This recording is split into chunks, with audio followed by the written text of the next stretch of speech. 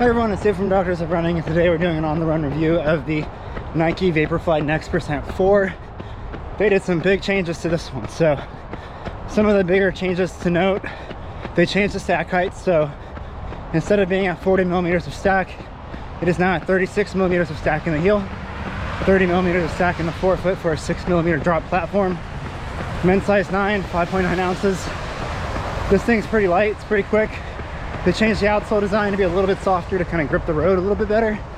And the upper feels a little bit more streamlined, a little less airy, and not quite as meshy. It's like, or it's like knit, almost like in the previous version. This one is a lot more synthetic in feeling, so lockdown's a lot tighter, it feels more snug.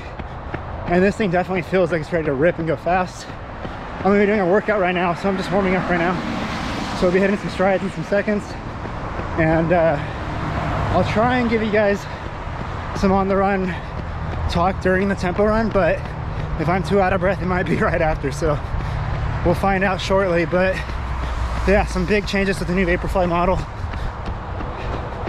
but I'm excited to get it going. I have a feeling this is gonna be more of a half marathon and down shoe for most, but I don't know, it's fun so far. I mean, just on the warm-up, it feels a lot more aggressive than previous models. Feels like they're going back to their roots a little bit, so I think it's gonna be a lot of fun.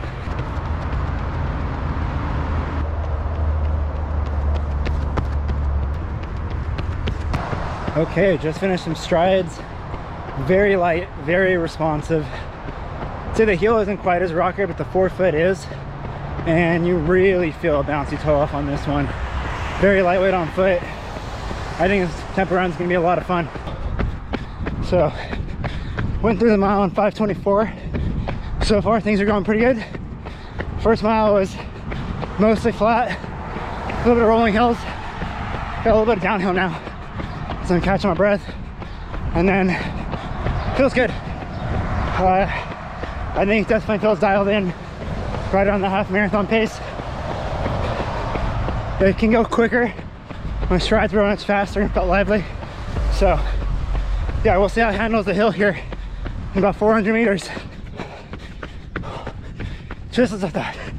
I am not in shape for this, but so far doing okay. Doesn't feel overly stiff going up the hill, so that's good. I don't feel like the rocker's fighting me, so I'm happy about that. I'm just gonna focus on getting up and over this thing, because this hurts. I am very out of shape, and that was very hard. But shoe-wise, I think it performs quite well, actually. I think miles were 5:24 with that big hill right around 5:50, and then on the last mile about 5:31, I think.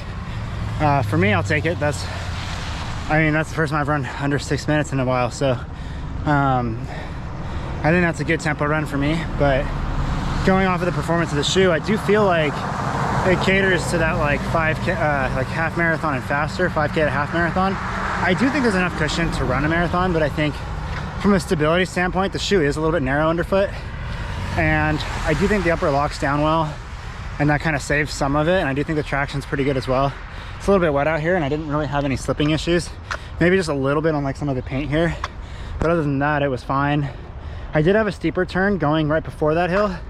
That went okay. I didn't feel like my foot was translating at all, so that was good, because that was at like 5 something pace. So I think turning wise, the shoe's pretty good. I think it's really just gonna be kind of like, it's very, very neutral, and it's a little bit narrow through the midfoot on the platform. So if you have stability needs, it might not be for you, but I mean, the stack height's pretty similar to the original Vaporfly, and people ran just fine in the marathon. So I think cushion wise, there is enough for the marathon. You just gotta ask yourself if the shoe's appropriate for you.